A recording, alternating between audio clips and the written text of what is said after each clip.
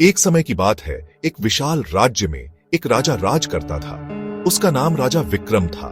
राजा विक्रम बहुत ही दयालु और न्यायप्रिय था, परंतु उसके मन में एक चिंता थी जो उसे अंदर ही अंदर खाए जा रही थी। राजा विक्रम के पास अथाह धन दौलत थी।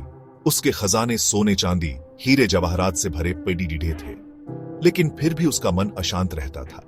वह सोचता कि यह धन दौलत तो नाशवान है, एक दिन यह सब समाप्त हो जाएगा। राजा विक्रम की यह चिंता दिन ब दिन बढ़ती ही जा रही थी।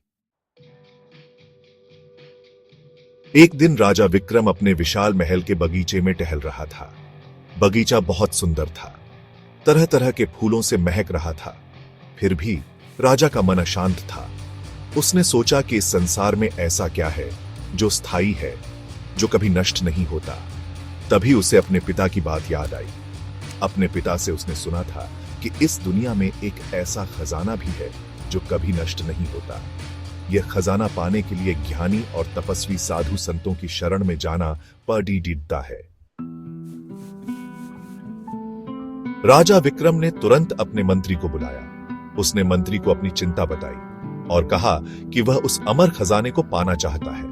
मंत्री ने कहा, महाराज, आप चिंता न करें। इस राज्य में एक बहुत बड़े साधु रहते हैं। उनका नाम है गुरु वशिष्ठ। आप उनके पास जाइए। राजा विक्रम तुरंत ही गुरु वशिष्ठ की कुटिया की ओर चल पड़े थे। कुटिया जंगल में एक नदी के किनारे थी। राजा विक्रम ने गुरु वशिष्ठ को प्रणाम किया और अपनी चिंता बताई। गुरु वशिष्ठ मुस्कुराए और एक कटोरा पानी से भरकर राजा को दिया। उन्होंने कहा, राजन, इस कटोरे को ध्यान से देखते रहो। राजा विक्रम कटोरे को देखता रहा। कुछ देर बाद गुरु वशिष्ठ ने पूछा, क्या देख रहे हो राजन?